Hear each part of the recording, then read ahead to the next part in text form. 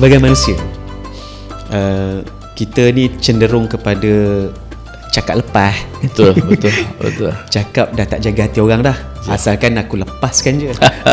Macam mana dalam bulan puasa ni Ustaz, kita boleh jaga, macam mana kita nak menjaga lisan kita supaya apa yang kita sebut yang tak elok sebelum ni kita tak buat lagi pada bulan Ramadan, dan mudah-mudahan seterusnya lepas pada bulan Ramadan pun kita tak buat. Ya, sebenarnya percakapan ini mempunyai kepertanggungjawaban.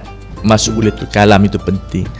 Kerana dengan percakapan itu kita membina rezeki, kita mengurangkan rezeki, membina hubungan ataupun bergaduh. Sebab itu dalam bulan Ramadan kita tak disunatkan berdiam diri, disunatkan bercakap. Tetapi disunatkan mengawal percakapan kita kepada perkara-perkara yang manfaat. Kerana percakapan yang buruk ini melahirkan emosi yang tidak baik. The power of words itu sendiri. One word can change your brain. Kalau kita kata orang tu jahat, minda dia tak sedap, siapa aku jahat lah. So bila kita kata orang tu kamu ni Masya Allah bagus, kita doakan kebaikan, badan dia positif. Sebab tu Rasulullah SAW bila kharaja, bila keluar daripada rumah, yuhibbu an yasma'a ya hadi wa ya rashid, disebutkan dalam hadis. Rasulullah bila keluar daripada rumah, dia suka dengan perkataan yang positif. Wahai orang yang mendapat hidayah, yang mendapat petunjuk. Dia tak suka dengan perkataan bahlul ke apa ke, perkataan yang menyebabkan orang tersentak, budaya-budaya kasar.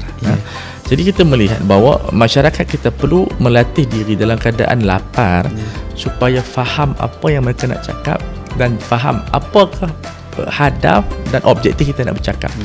Menyampaikan maklumat, mencari redha Allah, memberikan kebahagiaan dan membina hubungan. Jadi pada percakapan itu dia ada hamzah wasal, dia ada ensel kehidupan. Pada diam itu adalah keuntungan dan kerugian, tetapi bila percakapan itu kita nak cari apakah keuntungan, outcome yang boleh menambahkan rezeki kita, yang boleh menambahkan hubungan silaturahim kita, yang boleh menambahkan ilmu kita ataupun menambahkan ilmu orang lain. Betapa pentingnya percakapan di dalam pembinaan sebuah kehidupan masyarakat.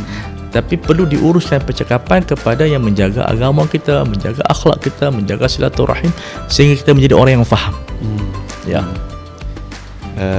Mudah-mudahan kita menjaga lisan kita dan jangan suka-suka hati cakap, sebab sekarang ni dah jadi macam normalisasi. Orang kata kita jangan jadi tin kosong. Tin kosong ni maknanya dia bising tapi tak ada isi. Jadi seperti tin yang penuh dengan Milo, dia tak bunyi kuat tapi ada boleh orang minum Milo. Milo saya. Milo lah. Contoh lah.